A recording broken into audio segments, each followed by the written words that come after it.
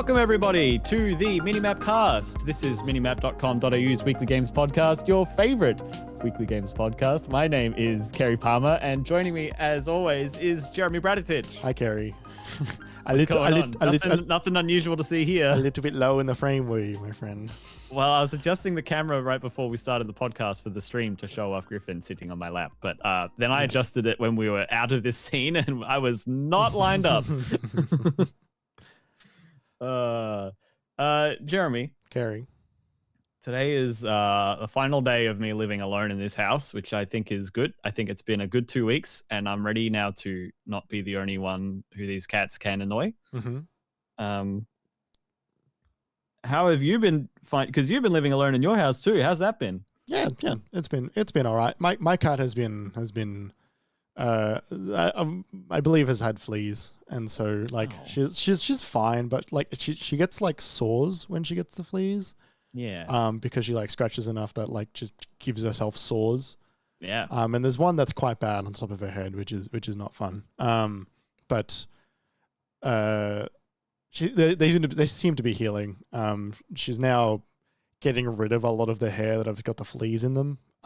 So there's a thing you can get, right? Yeah, no, I did that already. Nice. Like okay. this is why that because otherwise she would still have fleas. Yeah, and it would not be healing. Yeah, cool. Yeah. So she's on the mend. But she's also just been like, she hasn't seemed like she's experiencing any discomfort at all. Which is good. She's just been like, I just noticed it when I would scratch her that she had like the feeling of like dirt and stuff under her hair, and then I noticed the sores. I'm like, okay, you either have dermatitis or you have fleas. So no fun. I changed her food in case she was allergic, and I also got her flea treatment as well. And that's an intense round of changes to be making solo. Well, I couldn't. I mean, like it was fine. Like I just ordered both of them off Amazon, but like I didn't know which one was which, and so I was like, well, fuck it, I'll do both. And then worst case scenario, it's like you're fine either way. And if it doesn't go away, then you go to bed. And you can change the food back and see if anything changes again or whatever. Yeah. But I've also you and I recorded some stuff on the weekend. We did, which was good. We recorded some more Patreon exclusive content. More Remembery 3. Oh yeah, if we're still calling it that. We called it that. Which is just us reacting to the E3s of old in video form and laughing at the laughs and putting our head in our hands at the moment where you are implored to put your head in your hands. Just so often. Yeah. By the time this podcast goes live, one of those will be available on YouTube, which is the one where we reacted to the Xbox showcase from 2009, with PlayStation and Nintendo from 2009 both available to watch to all of our wonderful patrons. But after that, we finished recording at about we did one in the middle of the day and then one later in the afternoon. Yeah, I needed the recharge for another go. Yeah, we both did, and after that, I think we finished at about 8 o'clock. Yeah, something like that. And I had a phone call, and then 3/4 of the way through the phone call, I just sort of like put clothes on, put like outside clothes on, and just like walked to the cinemas to buy the only Oppenheimer ticket available for the cinema that was nearby my house. And then just sat and watched that film and then walked home on my own. And like you said in Discord, you said, I have now seen Oppenheimer. I feel sick. I did. I felt physically ill after that film. In a good way. It was like, get your tickets now. Well, like that's the thing. It was a really intense experience, really an emotional film, really affecting. Yeah, really affecting. And like it's one of the films where like immediately I'm like, oh fuck, I really want to watch that again for the first time. Oh right, yeah. I also do just want to watch that movie again, but not immediately. I need like a week on that one. Whereas last night when I watched Nolan's Barbie, last film, Tenet. I haven't seen Tenet. You haven't seen it? No, I've got it. When I watched that movie, I it was less than 12 hours, and I hadn't planned on it, and I immediately started watching it again. I was like, I need to see this again now with all of that in mind. Yeah, right. Is Oppenheimer a time loop situation like that? Oh yeah, totally. Yeah. Yeah, no, and then last night I saw Barbie. And then that one I'm like, yeah, I want to watch that again, but I don't need time to sit in that. I can just watch that movie again. Yeah. You don't need a travel sick tablet No. to get home after that one. No. There are things in Oppenheimer, man. There are things in that movie that I'm like, fuck. Yeah, I'll bet there are. It's about the creation of the atomic bomb, which is a true story. Yeah. And this it's like I didn't know much about the man. I think most people don't actually know much about the man. And this movie explains why you don't, which is one of the things that I didn't really expect. Right. But it's a wonderful story told wonderfully. Nolan was saying he adapted a specific book for the script for this. Yeah. There was feel like reading the book? Kind of like the book is like I think the book is it's a bunch of stories about Oppenheimer, I believe. I don't know if I don't remember if it's written by him. It might be by him. I think it's like literature written by Oppenheimer. Okay. I can't quite remember exactly what it is, but Robert Pattinson gave him that book at the Tenet wrap party. Oh. And then after that, he's like, I now know what my next movie is. That's amazing. Yeah. It's called American Prometheus, The Triumph and Tragedy of J. Robert Oppenheimer. It was written by Kai Bird and Martin J. Sherwin. Okay. Prometheus being the god that gave, what is it? The god that gave the power of man. Sorry, the god that gave man the power to end themselves. Which makes sense. Seems like a weird thing to do. Also, Robert Downey Jr. in the movie is fucking incredible. Is he? Yeah. Cool. Yeah. It's cool seeing him in something that's different and just like, again. Yeah, and it's also good seeing him talk about hey, I am I've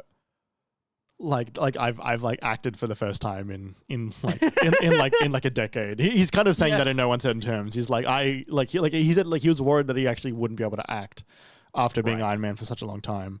Yeah. Whereas now he's like, yeah, okay, I actually know how to act again.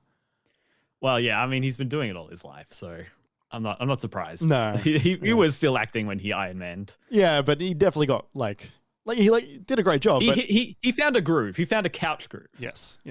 Also, this is so off topic, but I need to briefly share. I watched an interview with Nolan, and he was talking about the interviewer. I think it was at BBC or Sky. It was one of those two, and they were asking him questions, and one of the questions that they asked him was like, what is a film that when it shows up on TV, you don't change the channel and you sit and you get stuck watching that movie? But I think that's such a great question, especially because it's completely hypothetical these days. Kind of, never yeah. actually happens. Yeah, totally, right? And so I think his first response was Lawrence of Arabia, which makes sense as a film connoisseur. His second pick was Talladega Nights. You're kidding! The Will Ferrell movie. The Will Ferrell, John C. Reilly movie. That's so funny. Because I saw that movie after having loved Anchorman. I think I saw that in theaters. And I only saw it the once and was like, yeah, it's all right. Yeah. A couple of laughs and a couple of Yeah, he goes, and someone said to him, really? This. Christopher Nolan wants to watch Talladega Nights every time it comes on. Yeah, this goofball comedy. And he responded just with if you're not winning, you're losing, or whatever they say in the film. That's so funny. So funny. That's so nerdy in such a fun way. I love that. Yeah. It's such a director saying there are some it doesn't matter the genre of film, you can make a good one sort of thing. Yeah, totally. Also hearing him say that he's terrified too, but he would consider making a Star Wars film has got me in a state. Yeah, I know. I know. I mean, it would be difficult working for that machine, I think, with his uh like with his acumen and his vision, also working within the studio framework. Like I think that's part of what he would be reluctant to sign up for because he knows it because of DC. Well, that, but he also like like I'm pretty sure the first Star Wars film is the reason he became a director, and so he's got that personal attachment to it. Yeah. But I also feel like there's a handful of directors that I think if they said they want to do a Star Wars film, I think that Disney would go hands off. Yeah, And totally. he's one of the like 4. Yeah, no, absolutely. Like it's kind of the like everything he's touched has been golden. I mean, except Dark Knight Rises. What's the story behind Dark Knight Rises? If you know, like in a nutshell, Heath Ledger was, I think, contracted for 2 films. Oh fuck, that's right. And then he died. Yeah, and then he died, and they had to rewrite it. And also the ball was rolling, and like look, like 2008 to 2013 is much longer in between Batman Begins and Dark Knight. True, but Nolan did Inception in there. He did do Inception in there, and so I think there was my feeling is that he actually didn't really want to do it. I don't think that movie was a movie he was actually interested in making by the end. But he had a contract to do it. Like that movie is messy, and yeah, it's messy, but it's not trash. It's still enjoyable, and it's like a lot of it I don't enjoy. There's a lot of that film that I don't think is very good. I enjoy the Bane stuff, and I enjoyed some like the Batman rebuilding himself stuff, but like that movie's got so many fucking cops in it. And yes, it does. And like the entire final fight is a bunch of cops fighting a bunch of fucking like mercs, and I'm like, okay, you want to see Batman in the daytime? Yeah, right. Yeah, there's so much daytime Batman, and the Robin stuff is shit, and the Talia al Ghul twist at the end is like, oh my god, okay. And then he's got a nuke that he drives out into the fucking ocean and it blows up. And then he's there at the end. Oh, there's so many things that happen in that film. I'm like, ugh. Yeah. And like I enjoy Anne Hathaway's Catwoman. Yeah. Like to an extent. But like then she becomes very like selfless, and I'm like, this isn't really Catwoman anymore. And I think why I like it is it's because it's like Batman Begins has a lot of heart, but isn't as well made as like The Dark Knight and all of Nolan's movies after that point. Sure. You know, we were talking about that last week because I happened to watch it. Yeah. And it's like, what if you took a movie that like doesn't quite have the heart of Batman Begins, but has all of the like filmmaking like technique of the first Dark Knight movie? And, yeah, like, to me that's it turns it into this like very cinematic popcorn flick for me, you know, like it's just like general Batman milieu. That's why I don't like it. It's like it is like it's a vague Batman movie. Yeah. And they do a lot of the stuff that the first one does, but like again, and like not as good for some of it. Yeah. Uh-huh. Like Batman Begins is just so much of a better movie. Yeah, it is. In terms of like plot and direction and stuff. And like heart. Yeah. Yeah. Like remember like Cillian Murphy is in The Dark Knight Rises again, and they wheel out Liam Neeson again in the dream sequence. About that. Yeah, he's in the prison, isn't he? Yeah, it's when he's in the prison, he talks to him, and yeah, there's so much Robin. There's so much Joseph Gordon-Levitt. I like Joseph Gordon-Levitt. He's good. I don't like Hit Record, but I like him. I don't again because it's something we were talking about before we started the show. Because 10 things I hate about you. I don't love him in a lot of things. I think he's fine, but I think he's like. I have a fondness for him. I have a soft spot for him. Yeah, it's kind of like for me, it's a completely uncritical. Like, hey, that guy. Yeah, no. To me, I'm like, oh, fucking that guy. The guy that his first fucking directorial movie he ever did was called Don John, and it's about him having an addiction to sex with Scarlett Johansson. I'm like, all right, like, okay, this is the first movie you direct. you put yourself in the lead and your entire thing is having anyway. Give me a break, Joseph. I think he has given you a break. Where is he? Oh, he's trying to rip off a bunch of artists that don't understand licensing. I don't think is hit record even functioning still? I think so. Like, I'm sure it still exists, but are they actually doing anything? Apparently. Still okay. Okay. Yeah, I don't really trust hit record, but that's all right. No, God, anyway, no. that's a very long There's a movie icebreaker for the show. Hey, everyone, we're gonna talk about video games now, if you can believe it. If you aren't familiar, this is the MiniMapCast, minimap.com.au's weekly games podcast. We're going to talk about our topic for the show, which Jeremy thought of yesterday, which we are going to spin up now.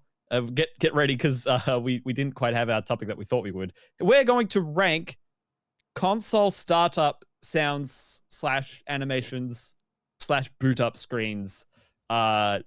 Not all of them, because Jeremy found a video it's like all console startups, and it's like 20 minutes long. Yeah. And there's like so many like Sega CD2 startup screens and like all kinds of random shit in there. So we're mostly just doing the iconic ones, the ones you remember, the ones that make you feel fuzzy inside because of the nostalgia. It's all going to be there. So that's what we're doing today. If you're new here, the MiniMapCast goes live on all podcast platforms every Wednesday, with 24 hours of early access given to all of our wonderful patrons. More on that in just a second. If you like what you're hearing, like 15 minutes of Oppenheimer and Nolan and Joseph Gordon-Levitt talk, plus video games, you could, if you like what you're hearing, make sure to give us a positive rating wherever you listen to your podcasts. Tell your friends if you're enjoying this and you think they'd like it. It makes a huge difference for us, helps us plug along, and it only takes a couple of seconds.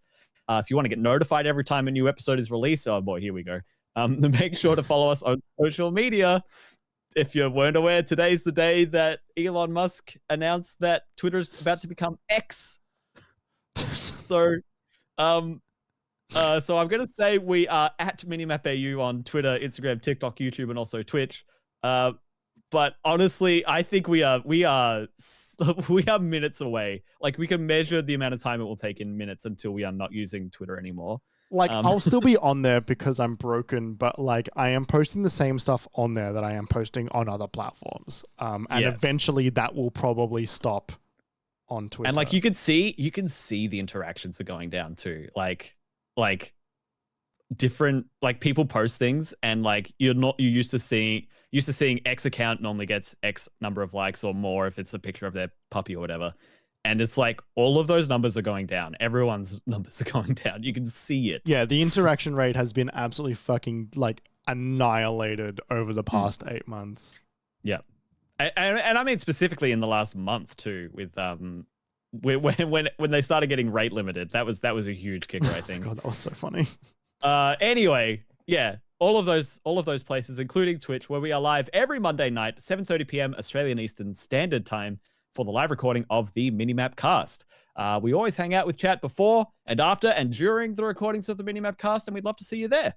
We wanted to say thank you to Shook for letting us use the Moog Model D Improv as the music for the MiniMapCast. You can listen to more of Shook's music at shook.bandcamp.com. And finally, Minimap is completely independent and funded almost entirely out of our own pockets. So, to help keep the mics and lights on, if you wanted to support us, you could do that by becoming one of our patrons. For only $5 a month, you get 24 hours of early access for all episodes of the Minimapcast. You get extra bonus features like those old E3 watch-along conferences that we mentioned before. We have now done the Nintendo, PlayStation, and Xbox 2009 E3 press conferences, all three of them. So we'll be moving on from 2009 next, but that's what you can find there at the moment. We'll be doing more.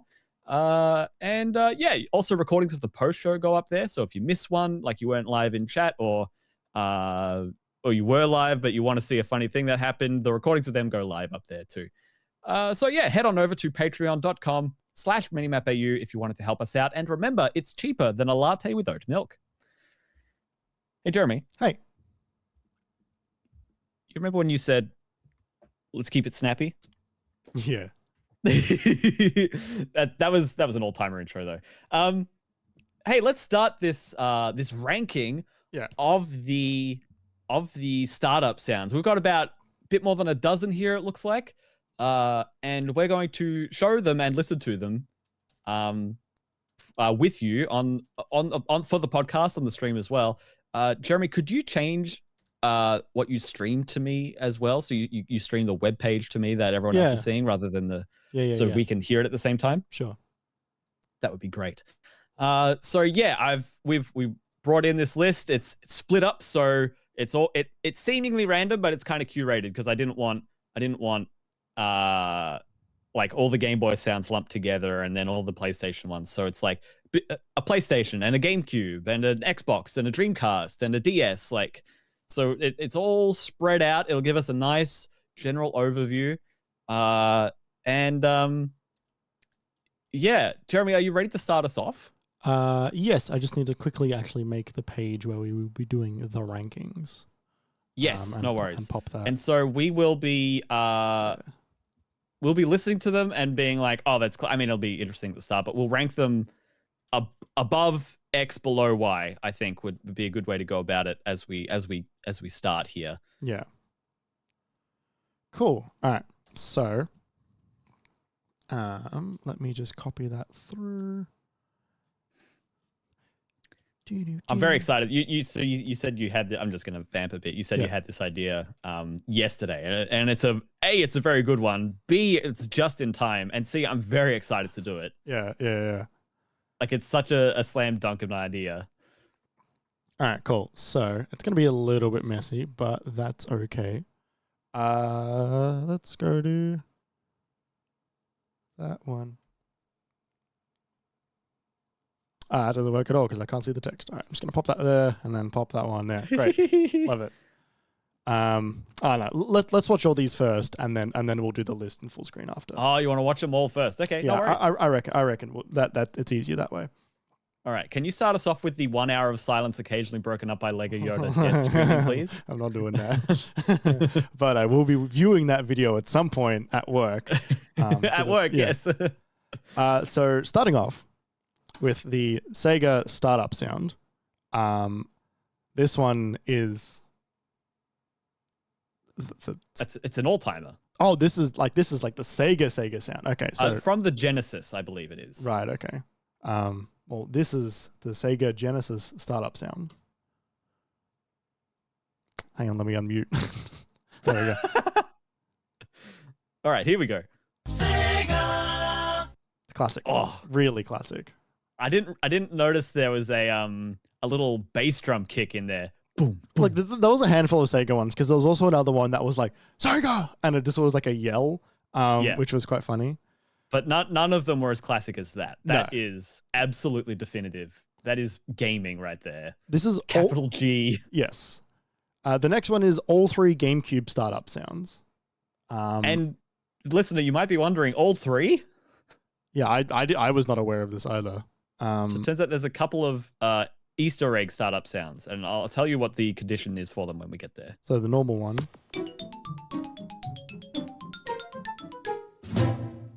Classic. Oh, one of the amazing. Best. One of the best. So the second one here is if you hold Z on one controller. That feels really Banjo-Kazooie, doesn't it? Totally. And then if you hold Z on all four controllers. Wow. I was not aware of that. No, that's just like a bunch of like general sound effects, like classic 2000 sound effects. My suggested fucking YouTubes are just so trash at the moment. I was trying not to comment on it, Jeremy, but it is absolutely what you've got. Simpsons Hit and Run, you've got Noah, you've got I've got a video that's just called Skylar White Yo. Skylar White Yo. I see Kingdom Hearts, Ratchet. Yeah, I've got a Kingdom Hearts Platinum. Assassin's Creed Brotherhood. Anyway, moving on. Moving right along. We have the PlayStation 3 Slim startup sound. Uh-huh. Similar to the original.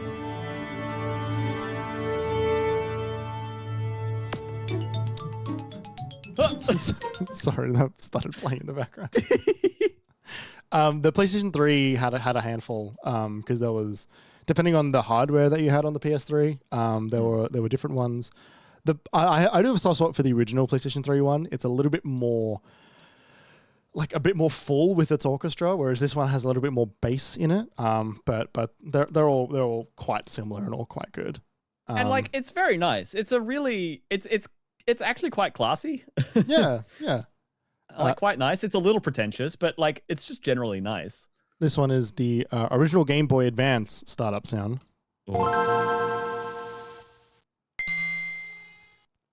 Nice and crunchy. Can't go wrong with that. Really can't go wrong with that one. The original Xbox startup sound. Yeah.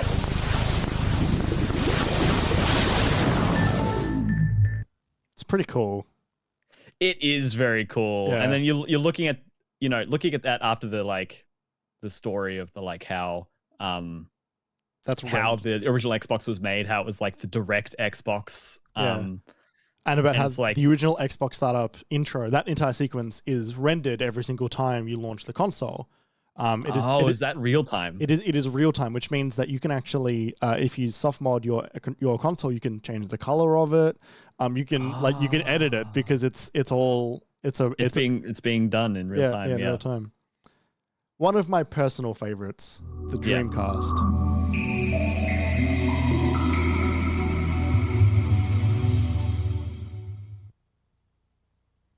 Kind of. So yeah, you said this is like, oh yeah, one of my personal favorites, and it turns out I've never seen that before. When I got it ready, I was like, hey, this isn't someone saying Sega. What is this? The PlayStation 1 startup intro is everyone I think in the world is familiar with this. Hold on, everybody.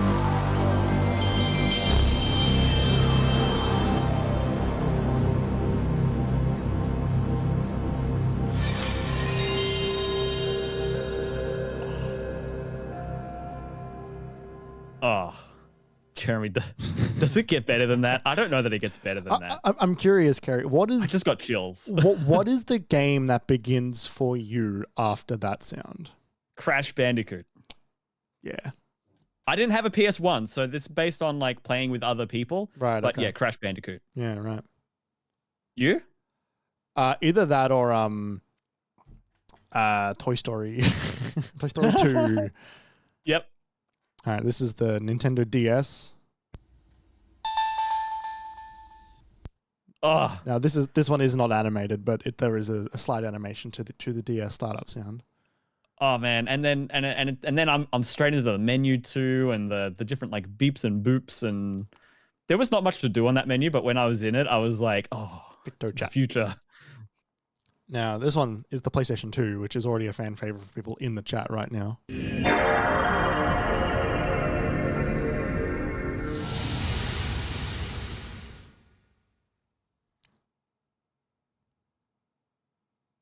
And then,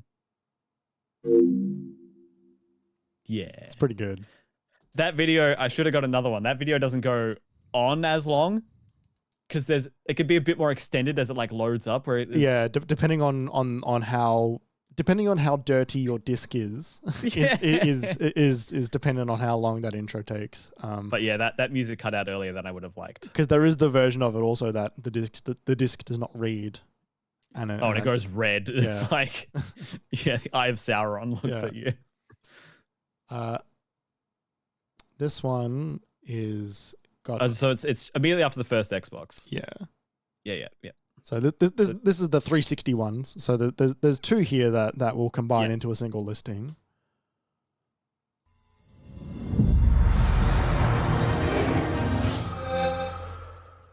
Very good. The first 360 intro sound.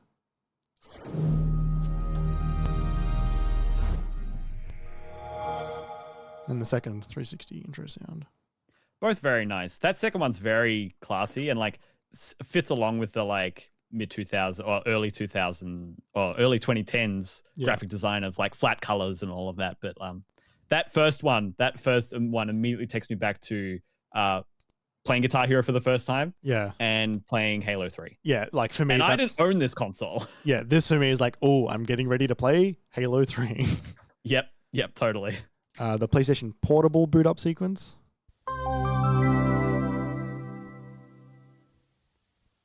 That's very nice. A little half step from the Yeah.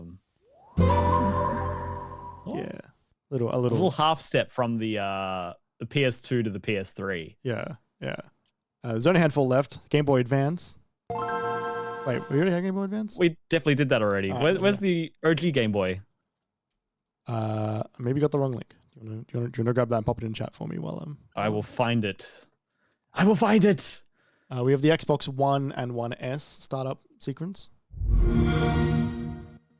which is what we hear at the end of every Xbox One trailer, for example. Yeah. Well, maybe not now, but definitely for a long time. Yeah, no, not anymore. PS5 boot sequence.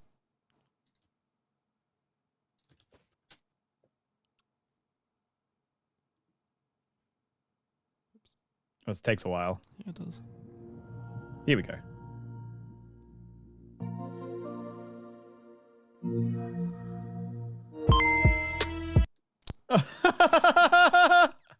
The way YouTube handles when I pause videos and when I don't does my fucking head in. That beep is obviously not related to the PlayStation 5 one.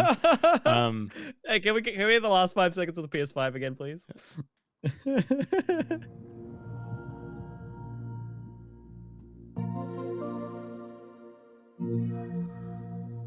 There you go. Yeah, and then that was it booting into Miles, which is not really part of it. Yeah. Yeah. We have the Atari Jaguar. Mm-hmm. This is so funny. I haven't seen this before today. It goes still for a little bit, but then if you've got the means, look at the video for this.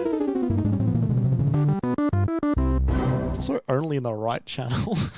It is. And then, like, to show off their 3D graphics, they show off a JPEG of a Jaguar as a cube. So they just show it 6 times revolving. And then there is one for the Xbox Series. Like, did we have this one already? That'd be right at the end on that all consoles one. There we go.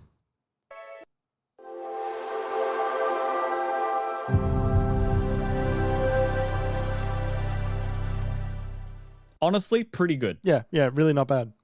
Yeah. And then did we? Finally, the Game Boy original startup sound. You may have heard this before already. Ah, there you go. Outstanding. So there's a lot there. But they're all important, except maybe the Jaguar. Oh, look. The Jaguar's important. But we'll see how we go. All right, Kerry. We have these listed here as roughly the order we went through. This is not, however, the ranking that we are going to be doing. How? No, as in this is not the order. Oh, you're right. This isn't how we've ranked them. This is not the order of how they are going to be ranked. Yes. Which one is your immediate number one? If you have one. I don't know if I've got one that immediately is at the top because there's a lot of good ones, but PS2, PS1 and GameCube for me sit right at the top. All right, I'm going to put PS2 right at the top. I'm going to put GameCube right at the top. In no particular order. Yep. And PlayStation 2. PS1, PS2. Cool, great. For you, what sits at the top? What's at the top? The 360 is really good. Okay. And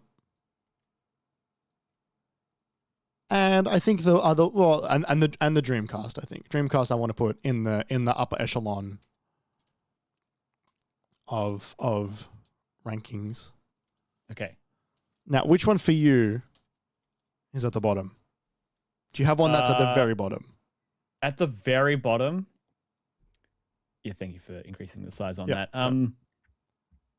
At the very bottom, I'm happy to keep the Jaguar down here. I think the Jaguar stays down there. The Jaguar's here because it's funny. Yeah.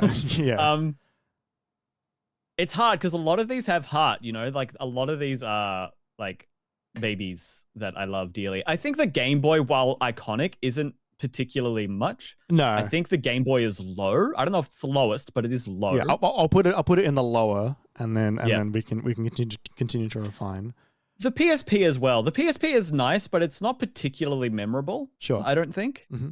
I mean, I never had one. Did you have one? How did that one hit you? I had one, but I honestly, before seeing that, I couldn't remember it. I didn't play my PSP a lot. Like I only played it for one video game. But sure. like I don't. But like I didn't own a Game Boy Advance, and that's nostalgic for me. Yeah. You know? So like, I think that says a lot. I want to put the PS5 lower, I think. Yeah. Yeah, PS5. I think the series goes above the PS5, but not by much. Like they're both good. They're both like serviceable. They're not bad. Yeah, they're just not super interesting. Yeah, totally. If I had to say if the PS5/series, if they were better than the PSP and the Game Boy, I think because of how iconic the Game Boy is, I might put Game Boy above series on our list. Sure. But it's right in there, you know? Yeah. I want to put the Jaguar above the PSP because I think it's funnier. Okay, that's fine. I'm happy with that. All right, so let's have a look at some of the middle ones here. So we've got Game Boy Advance, Xbox One. Xbox One is not super interesting either. I think it's fine. It's pretty short. So I might leave the Xbox One kind of where it is. Yeah. And I might put I think the OG Xbox over the PS3. I think that for me, that one has got it's sort of cemented in time more than I think the PlayStation 3 one is. Like it's got such a distinctive style and direction about it compared to the PS3, which is like just an orchestra starting up. Yeah, and you know, part of that might be nostalgia, but I also think part of that is like, hey, like this is like a, you know, that they got to make a splash with this one. What's next for you? So in the middle here, yeah, we're looking at Game Boy Advance, DS, PS3, OG Xbox, Sega Genesis. I think Sega Genesis towards the top sits well for me. Mm-hmm. I think DS at the very least goes above PS3. Yeah, sure. Yep. I'm happy with that. And honestly, I'm Game Boy Advance tempted to put PS3? Game Boy Advance above PS3 as well. I think so am I. Again, it's very simple in the way of the DS, Game Boy Advance, and the Game Boy, but it is iconic. It is recognizable. It is, it is those things. Yeah. Whereas, the PS3 is fond, and I think it's a clever use, but it's not particularly iconic, I don't think. I agree. Jeremy, if we were to look at our top 6 here. Yeah. Starting from the bottom of that 6, we've got Sega Genesis, Xbox 360, GameCube, Dreamcast, PS1, and PS2. I think the Genesis... Sorry, you go. I was just going to say, I personally would put GameCube above Dreamcast. Sure. GameCube is so amazing. Yeah. It's such a, like, beyond being recognizable and nostalgic, it is a genuinely fun, quirky, like, kind of never heard before or since kind of a melody and tone and like playfulness. It's also such a dynamic, cool screen with the cube itself, the way it rolls around. I think it's actually really quite incredible. Yeah. It's also worth mentioning that there's a lot of missed consoles in here because not every console has a startup sequence. Some of them have the beginning of a song, which then just goes into the mini theme. But like some of those, like PS4, we didn't put here. Yeah, and same with the Wii. Like it's just kind of the beginning of the song, which is. We're going for visual and audio at the same time. Basically, if there's a thing that it is showing you at the beginning of the screen that is not an epilepsy warning, then we are going for it. Nothing wrong with epilepsy warnings, but we want to brand it like, hey, get ready to play the console kind of thingy. I mean, you asking that question about the PS1 load up screen was, I think, quite telling, you know, where you said, what was the next game that came after that startup sound for you? Yeah. And like, that's telling. When we were talking about this before the show, I said an honorable mention should go out to the startup for Ocarina of Time, because that wasn't a Nintendo 64 console exclusive. But for me, with how many times I loaded up Ocarina of Time, it kind of was. And for me, it is quite an iconic startup. Sure. But it's not a sound, it's just the visual. Yeah, right. And it speaks to that same thing, that era of like, I see this thing and I know X is about to happen. Yeah. Yep. I think the Dreamcast is below the 360 but above the Genesis. Oh, you think Dreamcast goes above Sega? I think Sega is more memorable, but I think that the Dreamcast intro is a better intro. Like more people were exposed to Sega because they still do that, like that chime. Well, true. Plus, the Dreamcast was their final console that kind of failed. Yeah. But I think that the Dreamcast opening is like really excellent, and also kind of like works into a lot of the Dreamcast like known games, like Space Channel 5 and like some of the Sonic games. Like I think there's like a feeling there. Okay, sure. Can I ask what your history is with the Dreamcast? I've never played a Dreamcast. Okay. Where is your familiarity with the intro coming from? I have seen people play the Dreamcast. Okay. And every time I see it, I'm like, fuck, that's cool. Yeah. No, it reminds me of I mean, it is of its era with like its font and like how it's being drawn, and like it's not particularly graphically complex, but it reminds me of like an app that you would get on a CD. It wouldn't even be called an app, but like a CD encyclopedia logo, or like or like the new logo for a news channel that just went through a rebrand in the year 2001. Yeah. And not necessarily in a bad way. It also makes me think of Pixar in another way. It's just a little less graphic, like the 2D version of Pixar, or like there's something clean and spoken about that intro that is I also don't know what it is, but there's something about it that is very like, I'm gonna get a thing of quality out of this, which is funny considering that it's the Dreamcast. And you know, the Dreamcast. And like, you know, no, not even disrespect to the Dreamcast, but it's like, you know, it was not a successful console. No, it wasn't. So yeah. Can't wait to play Shenmue on this. Yeah. Okay. PlayStation 1 versus PlayStation 2. Yeah, that is currently sitting at the top up here. And I still don't know if GameCube sits above those for me yet, but we'll figure out which of the PlayStation sits where first. Yeah. The PS1 rocks so much. So hard. And it goes for a long time, and I love it. Yeah. You know? It's such a unique soundscape. But a lot of that can still be said for the PS2 startup as well. Yeah. And like the PS2 and it even has that moment of the logo like fading in, that whoom. Yeah.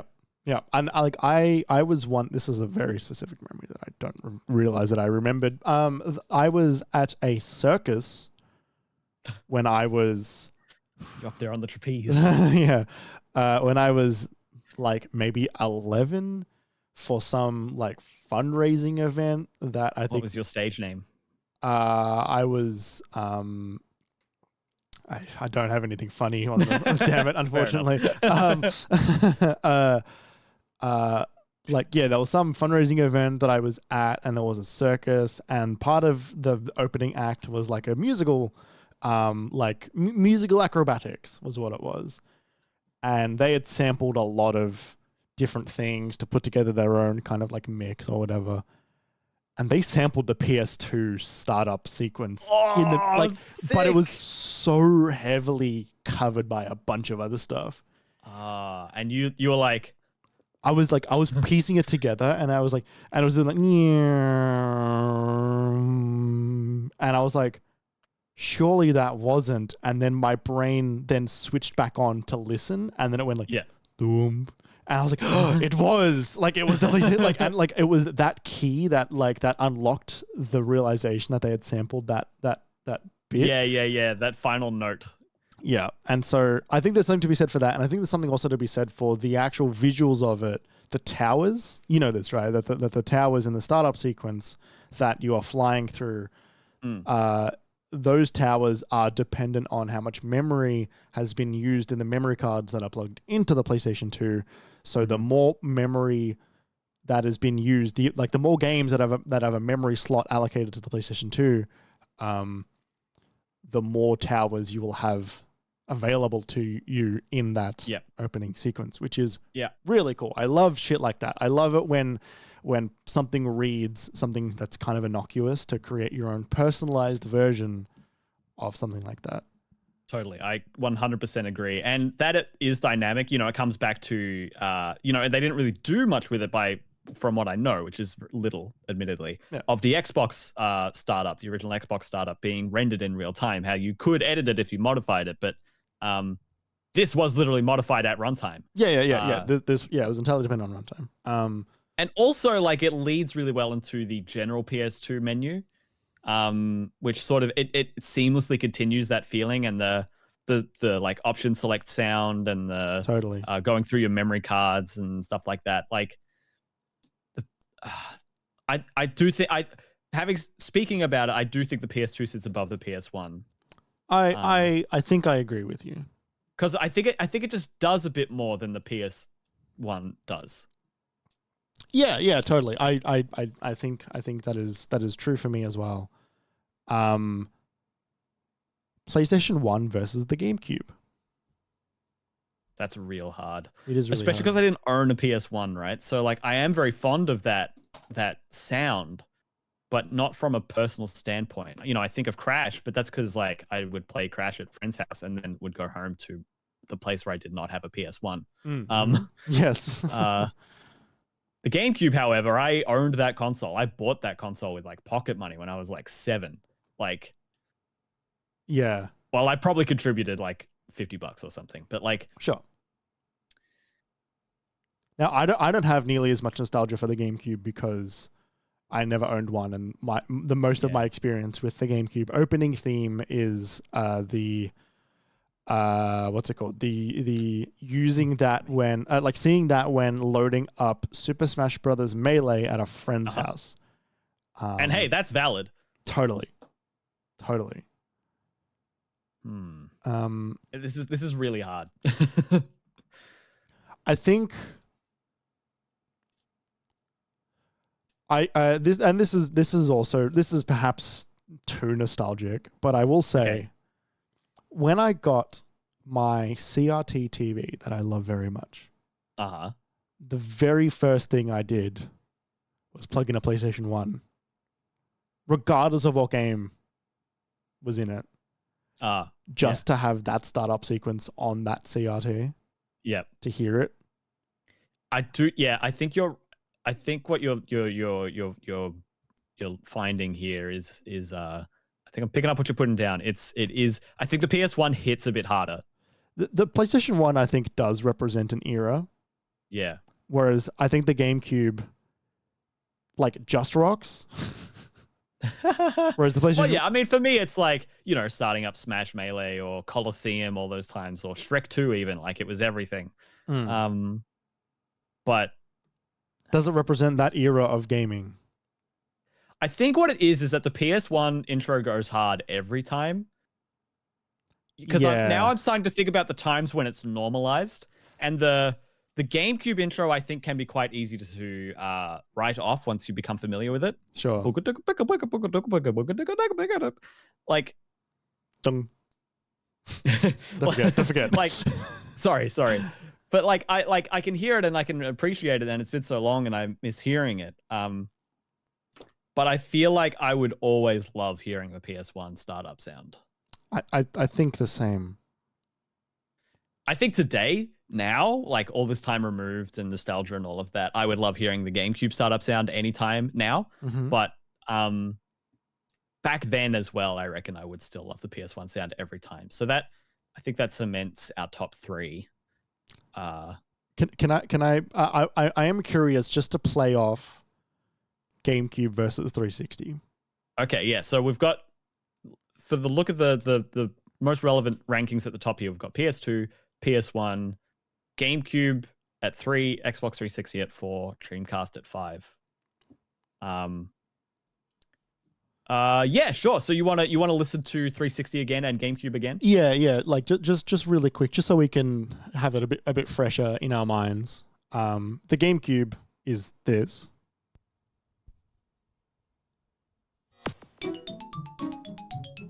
Oh, it's pretty special. It's pretty special. It's pretty fun. And the 360, the first 360.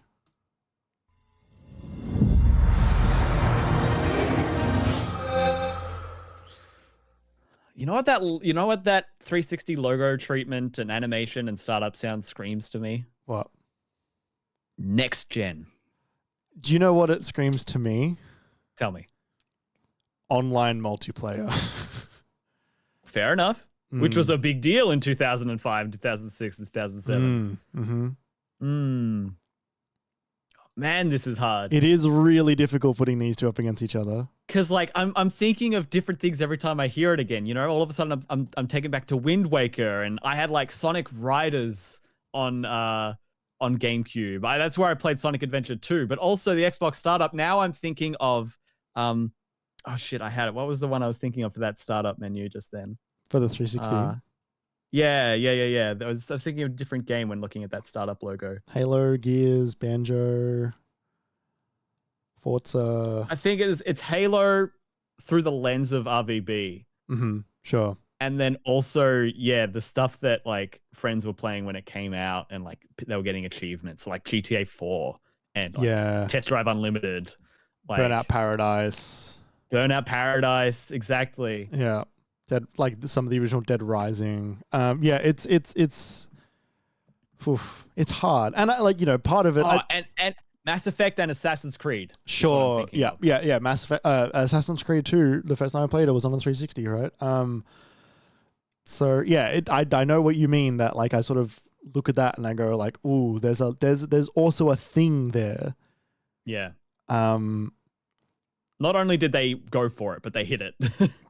Yes. They accurately represented what they were going for. And that was a standing animation. They updated it in 2010 or whatever. That was 5 years. Yeah, totally. Yeah. They updated that like to this one years later.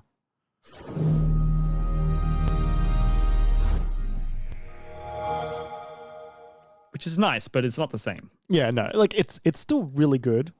Like I still think it's above. I still think that one on its own would probably be a top 10. Yeah, but yeah, it's not as good as the original. Shit. I'm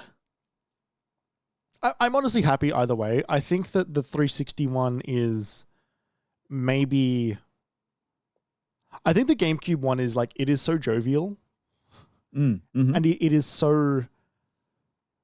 Like that to me, even though I've never played it on that console, that to me, that intro is directly attached to the feeling of Mario's Sunshine. Yeah. But it's tricky. I can just barely by a whisper of a margin see 360 above GameCube here, because like listening to it again and being hit with different memories is fascinating. And it all comes from, who brought their console over and then I got to play it for that weekend. Like if it weren't for those like handful of times, right? I went to a friend's house, we played Assassin's Creed all day, or the next weekend I played Mass Effect, and then it wasn't for months until I played it again. Yes. If it weren't for those times, I wouldn't be having this feeling. But it does represent so much in a way that the GameCube just doesn't, because as much as I am fond of that system, it did not do what the 360 did. No, and like it couldn't. And like, let's be fair, we're not ranking the consoles. No, not at all. No. We are ranking the startup sequence. Exactly. But I think part and parcel of that is the nostalgia. It is what it makes you think of. It is what it makes you feel as part of that, and its history of what it represents is pertinent. It's a promise of the console, which is important. It's the reason that brands spend millions of dollars on like logos for like film companies just prior to the film beginning, right? They want you to feel that like, oh, this is going to be a 20th Century Fox film. This is, like, what do you think of when you see the fucking LucasArts logo? Yeah, totally. Or like the Universal Pictures theme, or like the lady with the torch, like the Statue of Liberty, like or the Fox intro. That shit works and has become iconic to us. The MGM lion, right? Like exactly. They are pillars, titans, brands, marketing. Yeah. I'm happy with either. I think like the 360 hits harder for me, but I am happy with either. I'm also happy with either, to be clear, but I think the 360 just gets a little leg up. All right. Are there any further changes you want to make here? So we went through the bottom ones pretty quickly, which was fine. So starting from the bottom again, at number 16 we've got PSP. Number 15 we've got Jaguar, because it's funny, like you said. The PSP is kind of fine, but not much. PS5 is just above that because it's kind of quality, but again, not much. Yep. I reckon by the time we get to the end of this life cycle and I've had some distance from it, it would sit higher for me, but that's because I use it every day, and I know for many people it won't. Yeah. I think the going into the PS5 UI and not having like any personalization, I think sort of it doesn't feel special. Exactly. And like it doesn't represent anything in and of itself. It represents the system and not the era. Yeah. Which is fine, but it is not as fun. No. The Xbox Series logo is the Xbox Series like symphony, like pulse that they've got is again really nice. I think again that one at the end of the console system will sit a bit higher than probably the Xbox One and the Game Boy, maybe above the PS3, but I don't think it's there yet. We don't have that distance to have garnered the fondness for it like the rest of these have. Yeah. So I think that sits fine. Game Boy above that, it's iconic, but it's boring. Xbox One, I would maybe swap Game Boy and Xbox One, but it's a coin toss for me. I'm happy to do that. PS3 with the orchestra tuning with the string instruments. I think I want to put the Game Boy Advance above the DS.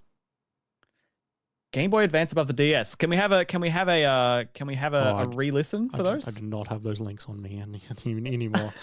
They're in the dock. Yeah, but I've got to get out of the dock. Okay, hold on. Joe's crippled with. Do you want me to post the links in chat? Yeah. Yeah, I do. So Game Boy Advance and DS, you said? Yes. All right. This one is here's Game Boy Advance. Oh god, that was funny. Being crippled by. Well, it was like I had a lot of windows open, and Chrome has started to become very, very much of a hog on my computer lately, and so I'm trying to just make sure everything's going. Trying to make sure everything's going smoothly. So the Game Boy Advance. The Game Boy Advance.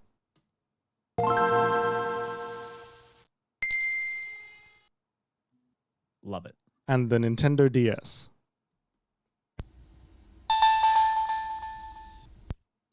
Both very simple. Both, I think, done a disservice by listening to them through like headphones through a PC, because I think coming out of their speakers they sound better. I agree, and that's fine. We know that context and we can think of it in that sense. Yeah. It's funny because they are both quite simple, like in and of themselves.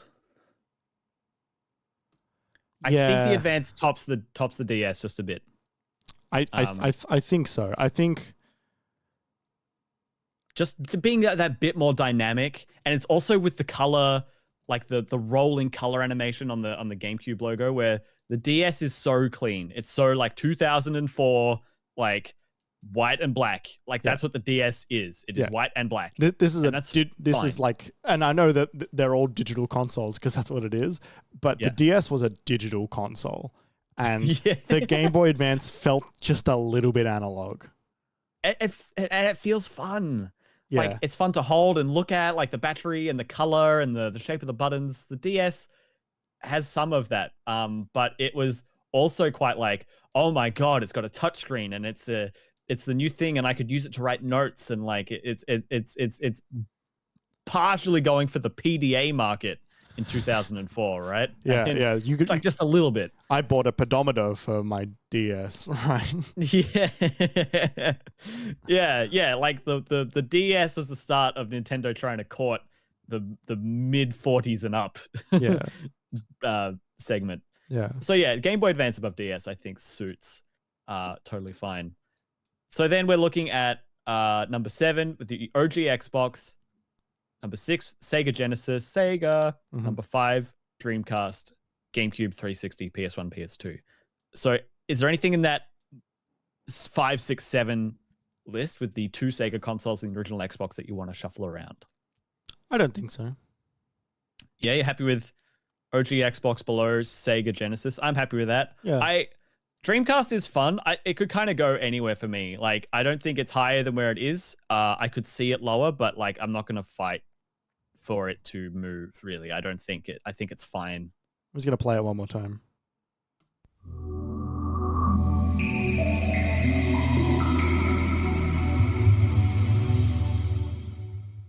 There's really not much like it.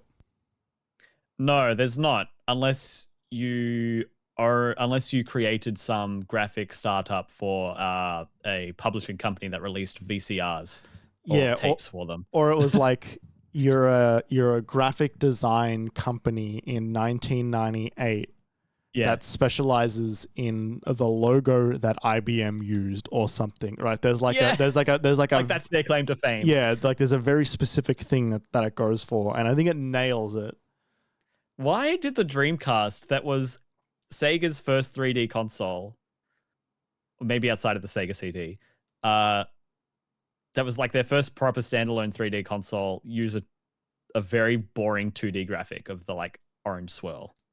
It's so nondescript. I think the Dreamcast logo was actually meant to represent online connectivity. Oh, right. It wasn't. It feels kind of like, and this doesn't make sense when I say these words. It feels kind of like the internet. You're right. That doesn't make sense. It doesn't make sense. But do you know what I mean? And you can say no. Nope. Okay. All right. Well, I think that the Dreamcast feels like the internet, and I'm just going to leave it at that. There's like look, the Dreamcast, like you connect to the internet, you could play fucking Phantasy Star online. You came with like you could buy a keyboard for that fucking console and a mouse, and there was like a router attacher to that thing, so you could make it an online connect. You could browse the web on the Dreamcast. And I think there is a weird, like, there's a dial-up feel to that console. Yeah, I get that. The thing is, though, like, I don't think a swirl represents that. When I see that swirl in the context of today, I think of spiraling the drain. See, to me, that logo belongs in the video game Hypnospace Outlaw. And I know that's partly because of the things that were like that, you know, there were things in that video game that are inspired by the Dreamcast and all that stuff. But that's that game where you're browsing a computer. Yeah, you're browsing the internet from like 1998. Yeah, and that's the game. But like the Dreamcast could also function as a thing that is meant to parody what it actually was. But not in a mean-spirited way, in a like this is so distilled, I guess. Yeah. It doesn't do much for me, but that, again, it's fine. Kind of like how Darth Vader is like, could look like a parody of Darth Vader. Right. If that makes sense. It makes a little bit of sense. Yeah. Yeah. Okay. All right. Cool. So that means our list is as follows then. Starting from the top, our winner. Starting from the bottom. Start from the bottom. Starting from the bottom, our loser is the PlayStation Portable. It's fine, but not particularly memorable. Yeah. Number 15 is the Jaguar because it's very funny. It's just hilarious. It's just so funny. Number 14 is the PS5. It's good enough. Mm-hmm. Number 13 is the Xbox Series / the One X after a certain point because they kept updating it. It's the one and the same now.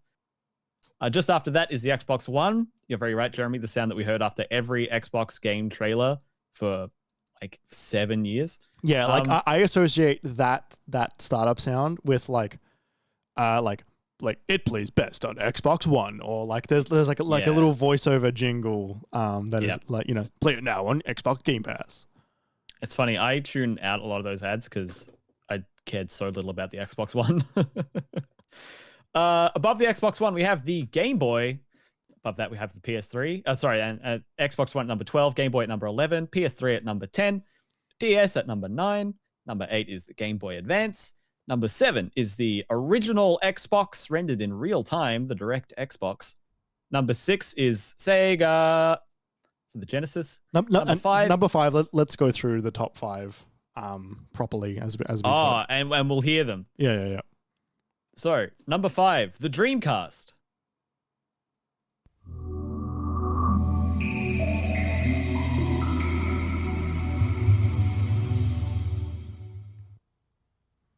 There we go. So funny.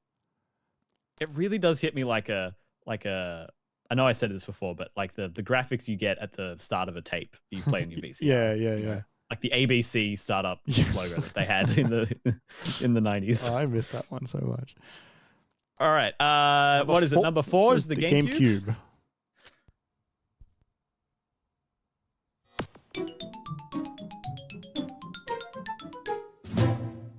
Oh, it's good stuff. So good. It's good stuff.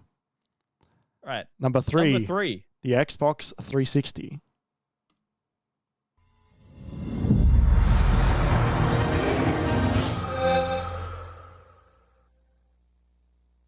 Oof. That's how you make a fucking 3D logo. Yeah. Like the light splashes on the sphere and cuts into it, and it glows green through it, and it spins around and swirls. It's so cool. And the little logo itself, the inner cavity where the X is actually like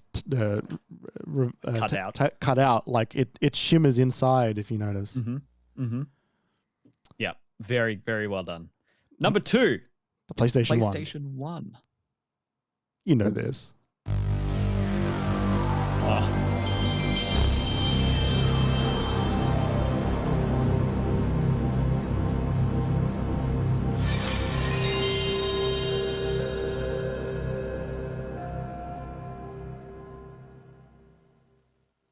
It's the longest one, and it's the longest one, and I never want it to end. Yeah, it owns its length. It rules, and you see their own logo that you haven't seen anywhere else, really. That old PlayStation logo with the colors behind it, with the S behind the P. It's so fucking good. It is really cool. And then, Jeremy, if you found a different PS2 noise for the number 1 contender, we have the PlayStation 2. Oh. Wait for it. It's funny how that is entirely dependent on on the current state of your console and games. Yeah, and like how long it takes to load, and you can make it past the dive through the towers, and you can actually wait. Like sometimes I remember it freezing. Yeah, like it never got to the PS2. Like whoop. And especially if you have a PlayStation 2 that is running custom firmware. That means that like you did everything correctly. It's like, ooh. Yeah, and I was like, oh, thank God. Because also like some games, depending on the games, would or would not load, and so it would be like sometimes you'd be waiting there just for a little bit. Yeah. Well, congratulations to the PS2 and the PS1. Sony's being well represented here, and Xbox 360 for the first, second, and third places, respectively. That was such a fun trip down memory lane. Thank you for that, Jeremy. Mm-hmm. All right, everyone. Well, if you're feeling all warm and fuzzy inside, I am too. That was so fun. We're gonna throw to a quick break, and when we come back, we're gonna talk about Final Fantasy 16 and Pokemon Sleep. So stick around, and we'll be right back. Well, but Jeremy's gonna press the button. Sorry, and now that he has, we're gonna be right back. Waking up at the controls.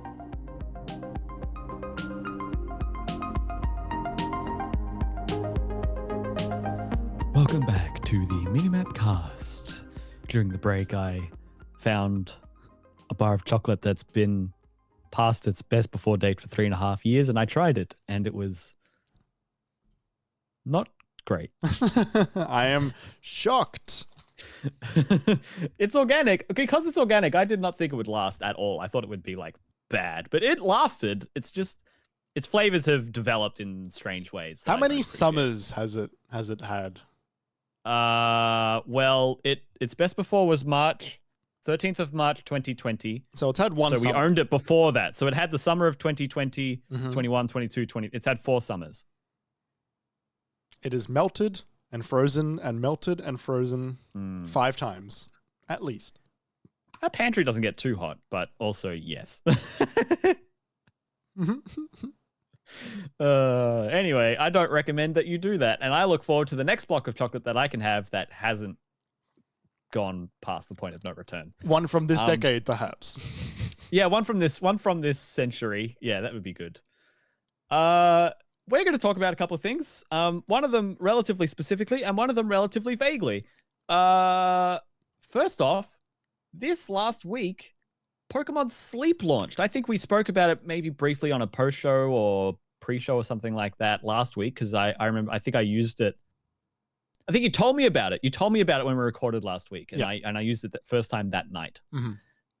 So I've done a full week of Pokemon Sleep. I went out on Wednesday with my mum to do something for her birthday, and when we're on the train, I was showing it to her because when I was big into Pokemon when I was younger, she always liked Psyduck.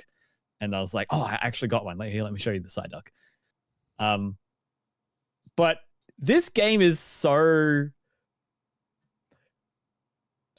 Jeremy, I'd like to hear your thoughts about it, because mine are so like tangential and like completely irrelevant to like what it actually is on its own. So what do you think of this app on its own as it stands right now? Yeah, so Pokemon Sleep, it's just as a quick like 2-liner, it's a passive game where on your phone you record your sleep patterns, and doing that like gives you like points and experience towards like a Snorlax. Yeah.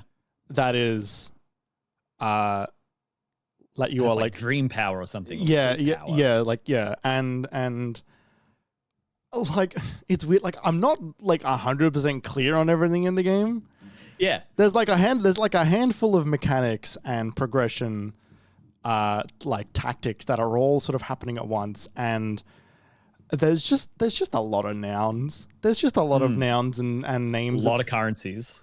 A lot of numbers that are all sort of going around, because you are researching a Snorlax or something.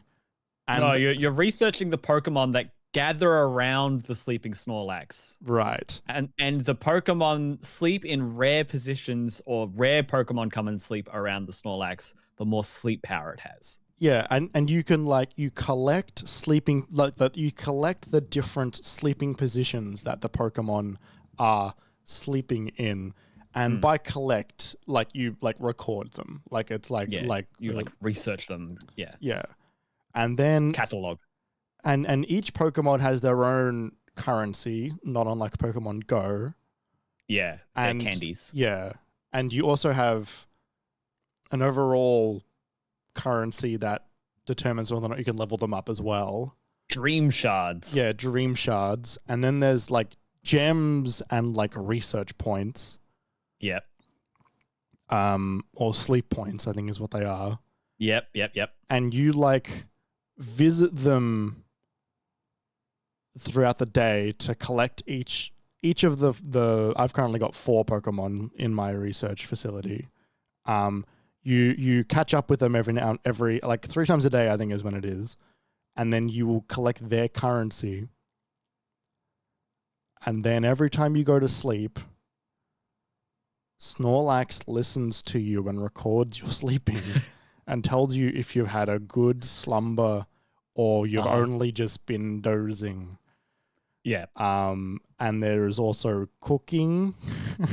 Yeah, you could cook Snorlax 3 meals a day. Yeah, like the game is sort of broken up into 3 segments, being morning, day, and night. Yeah. And then after a week, you can then change your location. Remember when I said you have to. Remember when I said this is going to be 2 sentences? I do remember that, but I didn't want to grill you on it. it's really fucking weird, and not a lot of it is clear off the gate. Because they sort of just throw you into a lot of stuff, even though there's like a bunch of tutorials that take a few days to get through all of them. Yeah, it's like Animal Crossing. Yeah. Like you can't.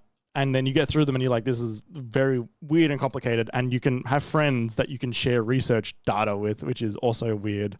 There's like there's like a lot of systems very quickly. Yeah. It's like the opposite of Pokemon Go, where everyone downloaded Pokemon Go and then everyone's like, what do I do now? Mm-hmm. It's kind of like that, but it's more like, there's a lot of things here that I don't understand. I'm just going to ignore it because it scares me. How have I found it? It's okay. The app is a little bit buggy, I have found. Yeah. Like I've noticed quite a few bugs of like, I have someone who has sent me a friend request who I don't know who they are. But they have sent me a friend request, and anytime I go to accept it, it does not accept, and then the app freezes. Oh no. Like just this one person, I accepted everyone else totally fine. So if you added me on Pokemon Sleep, soz, I oftentimes will forget to say, hey, I'm going to sleep now, start recording me. And so then I will then, after the fact, I can then record sleep data after the fact. Right, but then you miss all the research points, right? Like I've got you don't get new Pokemon for that. I've got the Sleep Pass premium trial, and so if you start the trial for that, because which is just all the features, but you get it free for 2 weeks. If you have the premium pass, you will get actually they allow you to record sleep and get full bonuses. Okay, that's fun. Yeah. When I go back and record previous data, the when did you go to sleep and when did you wake up, time and date options that they give you, it's like are wrong all the time. They don't like whatever is there is not working correctly. Oh no! And so I have to put in the wrong time and then try and work out which one is going to mean that's the right time. Wow. Yeah. Now, I had a bug today where, because this is the end of the full week, and you can look at sleep trends. Yeah. And it was like, you don't have enough sleep data. You needed to have used the app 4 times this week. I was like, I definitely did that. You bastard. Here, you can.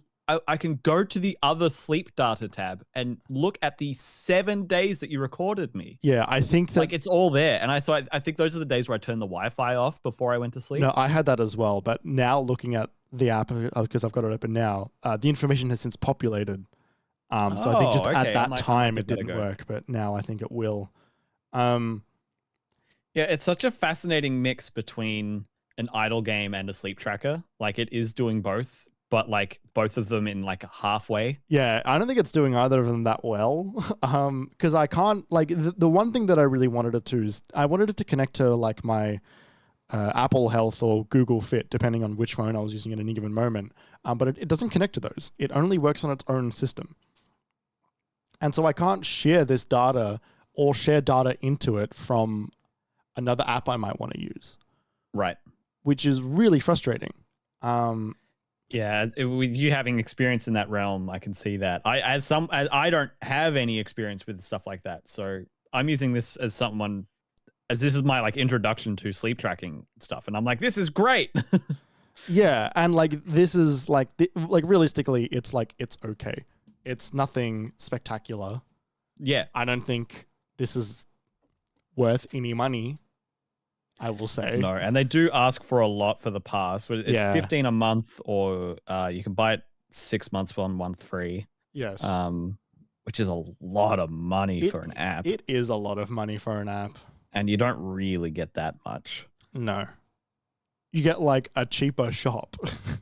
Yeah, like it's really fucking cute. Like, and I love that like you're not just cataloging the different Pokemon, you're cataloging them sleeping in different ways. So and they all have their own different animations. They get to hang out. Like I've caught I just get to seeing a ghastly sleep is so funny. Like it's so cute. It's like I've never thought of what a ghastly looks like when it sleeps. That's great. Or like Psyduck has like a permanent headache. Or like I got to see Growlithe sleeping, and he's like seeing all these dog Pokemon like sleeping like dogs, you know, like stretched out on their sides and they yawn, and like it is really cute and really nice. It runs like a bastard on my phone. It does not like it. Oh, really? Yeah, it's really laggy every time I press a menu button or whatever. Right. For me, I loaded this up and it shows you a splash screen. It says the Pokemon Company and Select Button, which is the name of the studio who made Magikarp Jump. The Pokemon game I've played the most. Yeah, the one you love the most.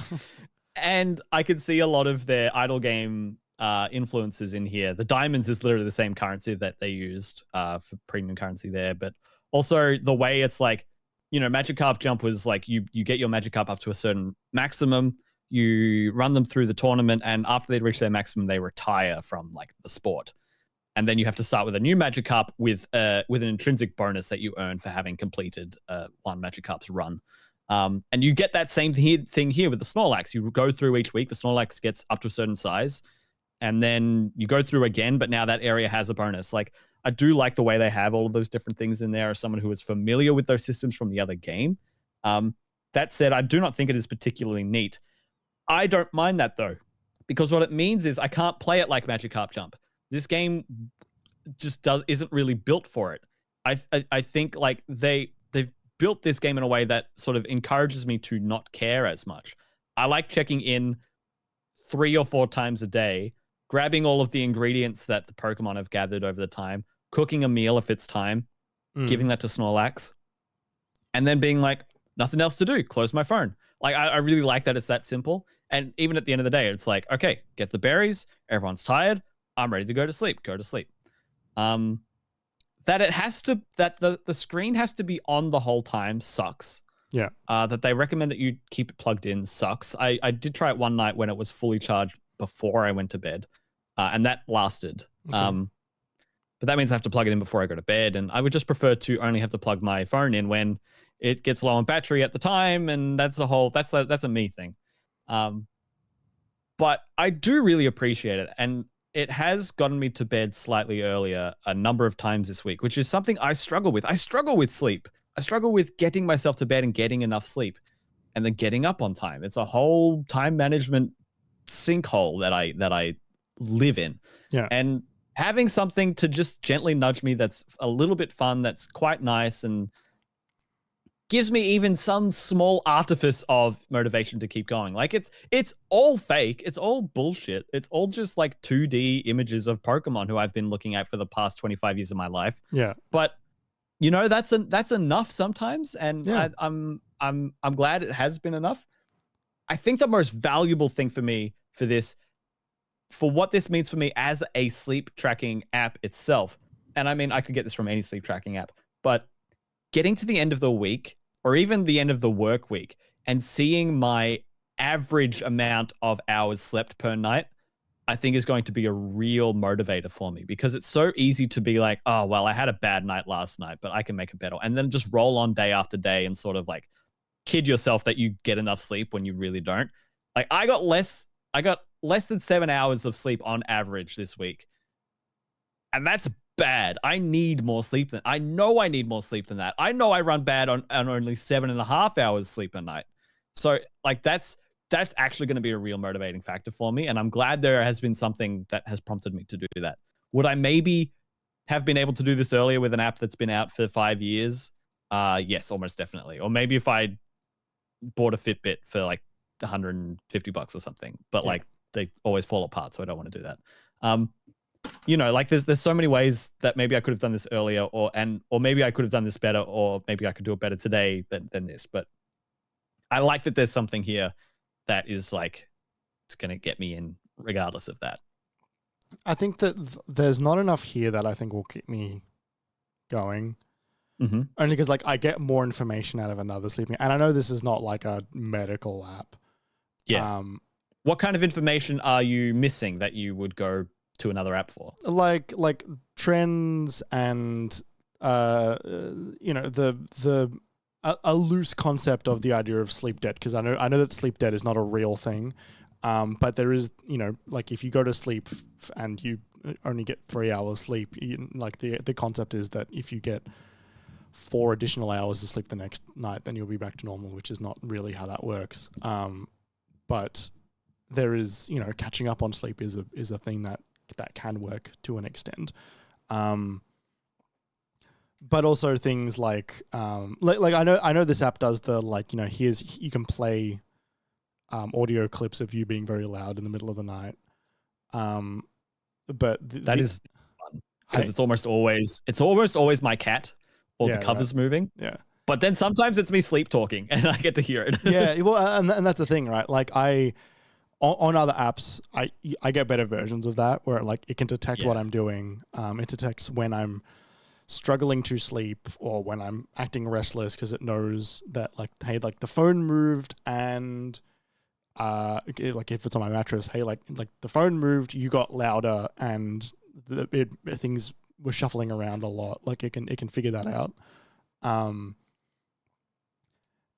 But I also, like, I don't know if the game part of it is fun enough for me to bother with it.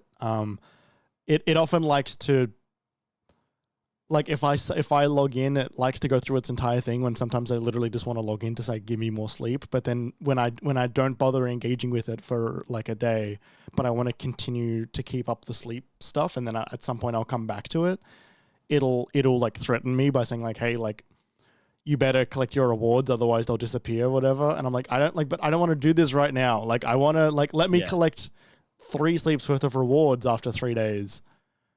You don't, like, what are you, running out of space? Like, no, just like... Well, no, what it is they want you checking in each day. Yeah, they want me to be around the things that will hopefully get me to spend money. Yeah, or at least make it part of your, like, your life, right? Your routine.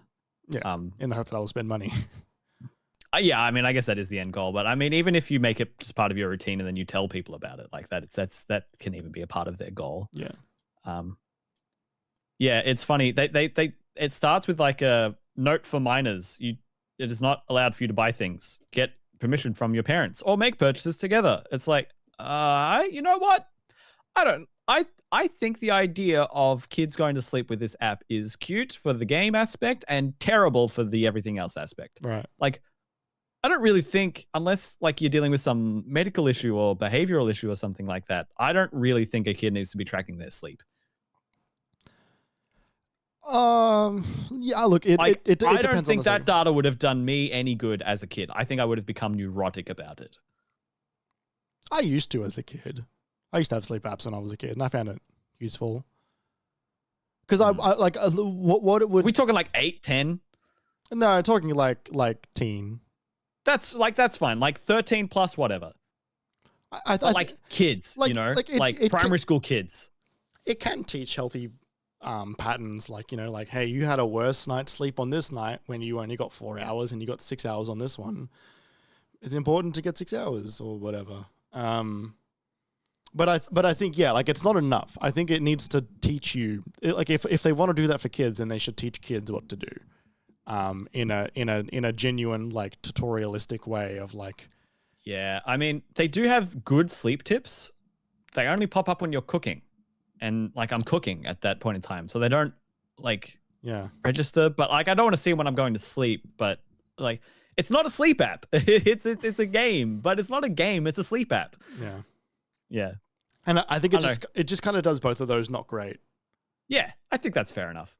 I think for me, it does both of them well enough that I'm happy with it. But I think my standards are quite low. You should look at other sleep apps and see if they work for you as well. But none of them have Growlithe sleeping on my front screen, you know? Oh, you can change that. You could just make that your background. Oh, I guess I could. I don't think he'd be moving, though. I don't think I could get him moving around. you've got an Android phone. I don't want to spend that battery, Jeremy, on a moving background. It's probably going to be more efficient than the app. the app. If it's just it doesn't destroy my battery. It's not bad. No, but if it's just like an animated looping GIF. What do you mean it's more efficient than something that uses the microphone and the clock and the screen technically and the screen? God, the screen. I just wish it didn't use the screen the whole time. Yeah. Anyway, that's Pokemon Sleep. That's Pokemon Sleep. It's worth trying. Yeah, and like, you know, it's funny that it's here, right? Finally, after being spoken about for so long. I love the Magikarp jump crossover element for it for me personally. It's like, oh, and just seeing their design ethos like transfer from here to there, especially as I only just like finished Magikarp jump like within the last 6 months. It's cool to be like, here's the new one. This is not going to be the new one. Well, no, it's not, and it's so funny as well because they gather you in with a bit of the like collectathon vibe of Pokemon of like try and get all the sleeping types, but then it's like I can't. It's so slow. Well, yeah, because when you could have a dozing sleep style like overall, or a snoozing or a slumbering, right? Which is like the types of deep sleep, like how deep your sleep was, and if it was like overall this one, then you get that overall style, which means that the type of Pokemon who gather around Snorlax are of this type. They come from this category. Yeah. But there's no way you could control that really outside of just getting better sleep. So maybe you get one or the other. No, it is. And so it completely that's random. Another part. Yeah, exactly. Which then becomes another. They haven't leaned away from that though. They haven't made. I hope not. Not in the way that I've seen a way for you to like control what that is, or for you to like spend money to change that. There probably is, but. I guess I'm not engaging with that, but they're not hammering that home either. They're just like, hey, you slept this style. These Pokemon arrived. It just kind of is what it is. And I do appreciate that. Because the sleep just needs to be what it is. Yeah. Yeah. Pokemon Sleep. Pokemon Sleep. They sure do.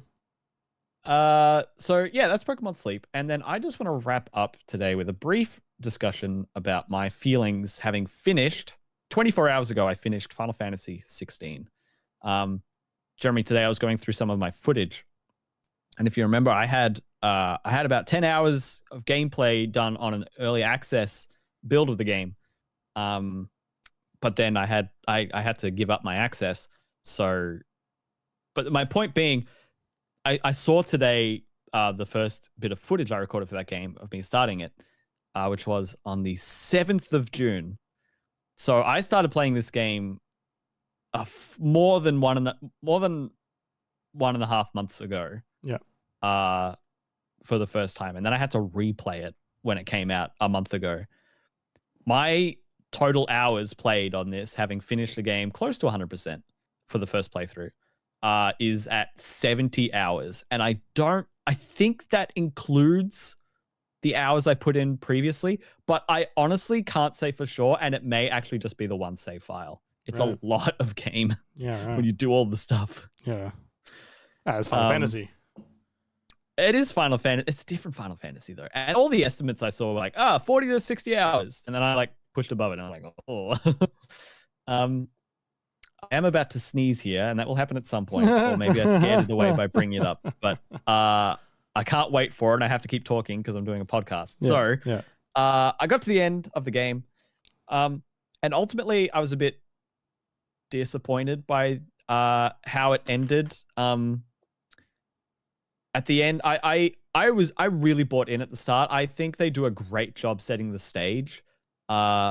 Unfortunately, I think the game sets up interesting questions and dynamics and situations, and then as they become resolved or developed throughout the game, everything gets gradually, piece by piece, less and less interesting.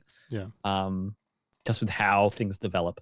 Not to say that it's not worth playing. For me, I think this game, I was thinking about this, the game lands at a solid 8. This is a great game. I really enjoy it. I think of it fondly. I will go back to it. I may go do New Game Plus right after this. I might get bored. I'm not sure.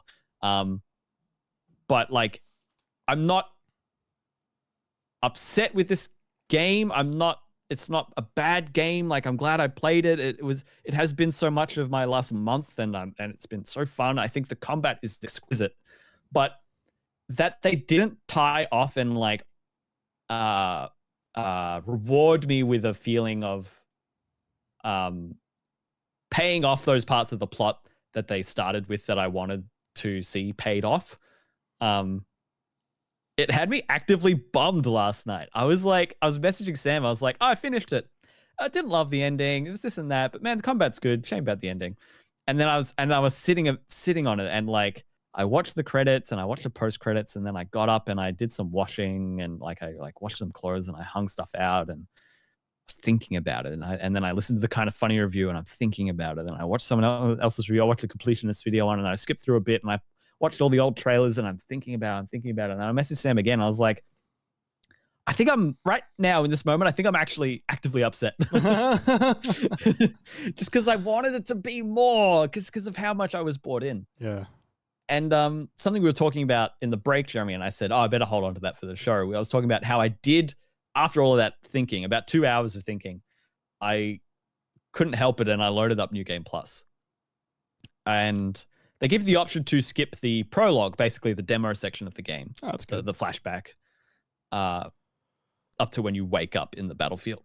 Oh, pardon me, that was gross. That was that chocolate coming back. Pardon me. And I chose not to skip it because, again, a lot of what I enjoyed of this game was the story and those initial hooks that they set up in that time frame. And it has been so long since I played it fresh. So I did half of the intro last night. And I feel like the writing is way sharper than it was at the end. I feel like the stakes and the situation is so much more interesting than it was. There's something that is really fascinating that I noticed. You know, in the start, how Clive he's in this assassins group, but he's in servitude to the Sandbrequois Empire, and they're there to take out a dominant of one army as they come to clash with another. When you look at that scene, part of the reason why that scene is so interesting is it's a very bombastic introduction to, you know, the icons and Shiva and Titan fight and the armies fight, and it's quite impressive. Almost every nation that you see in the game is represented in that one scene. You don't see Rosaria, because for reasons that are obvious if you've played the demo. Yeah. And Rosaria becomes represented throughout the rest of the game, but like they don't have like a governing body to represent them there. Yeah. And like the free city of Canva and Twinside, they're more like neutral states, so there's no reason they'd be there. Yeah. But they're smaller things anyway. So everyone else, you see the King of Waloed is there with Benedicta. The Dalmex are there with Titan. They're arguing at the table. They're fighting the Iron Kingdom, who are pushing on their shores after Rosaria fell. And Sandbrek is there with the assassins trying to influence the whole thing by assassinating one of the icons, one of the dominants. And it's like, that feels so complex, and they have that political standoff in the room in the castle between those people, and they have history and relationships that you don't know, and agreements that have fallen through, and it is so political, and it is never more political than that ever again in this game. And I think that's a shame. It really is inspired by Game of Thrones, huh? The beginning of the writing is like, oh, this is so sharp, this is so clever, so good. In the end, you're like, oh, Jesus. I don't think it descends as far. No. I don't think. No, it didn't go on for 12 years, and it didn't go past its original writer. But yeah, exactly. Like, you know what I mean, though, right? It's a similar trend, though. That makes sense. Yeah, that's especially funny. considering how everyone, myself included, understands how inspired this game is by Game of Thrones. Yeah. So yeah, there's things like that. That was something funny I thought having, and I bring it up because it's to do with the intro and how I feel replaying it. So you know, I don't really want to go into much more than that. For fear of spoilers, because I still think it's worth picking up. I still think it's excellent. I think the side quests, I wrote this down somewhere. I said the side quests vary so wildly from why did I even bother to, oh my God, I'm crying. Right. And like that means that I wanted to do each of them. Not all of them are worth doing. Like just flat out, not all of them are worth doing. And I can't tell you which ones were and which ones weren't. There are some that have good bits of heart in them, but a good fail safe, if you want to not waste your time, but you want to get some of the good stuff. A lot of the side quests that are introduced, I would say from after there's a whole bit where you're trying to get to Twinside and then you get to Twinside. From after that point, I think a number of the side quests, I think the majority of side quests are better than they are bad. And especially once you there's a final like glut of side quests they hit you with when it's like, you could finish the game now, or you can do these 15 other things we just gave you literally this instant. And those ones are great. Each of them address like people who have died along the way, or comrades or companions who you don't know, or you learn something new about them. And like it follows all of them up in one way or another through all of those quests. And those are actually quite decent because of that. They have more fully animated cutscenes in them. Like basically each one does by the end of it. But yeah, so many of them are just duds as well. So take that how you will. I'm going to leave it there for Final Fantasy 16. But yeah, overall, a great game. I have a handful of questions. I would love to answer them. This is gonna sound like mean, but I'm gonna say it anyway. Okay. Do they give Jill anything to do after that one thing? No. Okay. Not really. Jesus. I was hoping for at least another one, but like I would say there is a partial moment. There are partial moments, but not an actual proper full one that like I would gauge. Like she has an arc that you reach in about the middle of the game that is like you get her good story character. And yeah. But I wouldn't say she gets another full one of those again. No. Okay. Jeez. Does what'd you do to your little baby brother? Huh? What'd you do to your little baby brother? Does the game kind of just leave its front half like by the wayside in a way that I think is like the game does set up a bunch of interesting ideas at the beginning. In the world, in the politics of the world, in the structure of the systems in that world, and structure of power, and the people you're with who are trying to fight it, and totally. Is that stuff resolved, or do they just kind of move on? So I know when you felt there's like a number of time jumps in the game, and I know when you felt you hit one of those that they left it behind. I wouldn't say they leave it behind. I would say it all gets lumped in to the one focus, in a way where it is not explored directly. Okay. Again. Right. Yeah. Okay. And yeah, you're right. Not from that point, because that is not the halfway point of the game. That is like, I would say that's like the 1/3, 2/5 point of the game. There is so much more game after that time jump. And yeah, it kind of the plot that you start with in that is kind of the rest of the plot direction. Okay. Yeah. Any further questions? I've got more, but they're more specific than I want to answer. Too direct. Yeah. They're too direct. Like I said, and I meant it when I said this, the combat is exquisite. Yeah. And when we're talking about it, yeah, maybe it's not too hard, but I don't fucking care. It's so fun to like master and to feel like I pulled off a sick combo, and there are really good challenges that I want to go to. I think I might stream them. I don't know if you've heard of the cryptoliths. I've heard of them, but I'm not. I'm not They familiar with unlock it. about 2/3 of the way in, Yeah. and they're those fallen stone tablets, like the one back in the hideaway that lay dormant. Those awaken, Right. and what they are is they're challenges where you have to complete like 3 rounds, each made up of 3 waves of enemies. But each one, the enemies they come to you in a certain way. They're all more aggressive, so it is actually quite challenging. And you have a determined set of abilities. A lot of the time, of a singular icon. So the first one you find is for the Phoenix abilities that you start with, and you can't even choose. They're like, this round of waves, you have swirling cyclone or whatever it is, and heat rises, and then you have to make it work. And then the next one, you have the more intense, like flames of rebirth attack, and the other one. Right. And so working within their set parameters to make the challenge work, and it forces you to explore the full depth of each icon as you go through. I think there's 8 challenges in the game past that point. Or maybe it's 7. I think it would be seven challenge stones.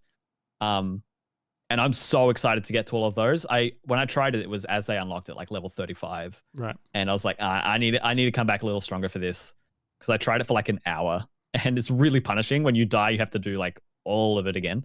Right. Okay. And I was like, nah, that's enough. I'll come back when maybe I might still die, but I won't die every time. Sure.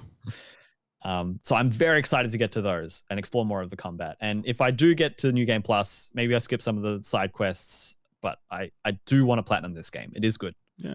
Okay. Yeah, that's it. We did it. That's the podcast for this week, everyone. Thanks for listening.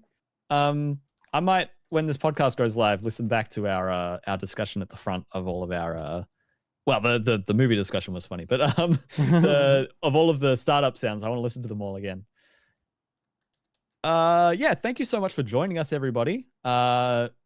Make sure to listen next week. Are we going to do our deep dive next week, Jeremy, on AI and whatever, or we'll see what happens? Yeah, the war between AI and Unity. Well, the war between Unity and Steam, I think, is interesting, but it talks to a lot of like the nonsense AI shit that some dumbass companies want to keep putting inside their fucking games instead of getting people to make their games.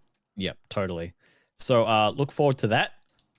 If we don't hit that for whatever reason, we'll have something else interesting that we can find out what it is at the time. The best way to make sure you don't miss that episode is to follow all of our socials at MiniMapAOOOOOW on X and Instagram and TikTok. Since we started recording this, they have rebranded. Oh, it's happened? Yeah, it's already happened. The logo, yeah. X. It's still called Twitter, and the website is still Twitter, and the account is still called Twitter. Oh man, but the logo at least is X. X Corp is what it says in the bottom right corner. Ew. X Corp. I know.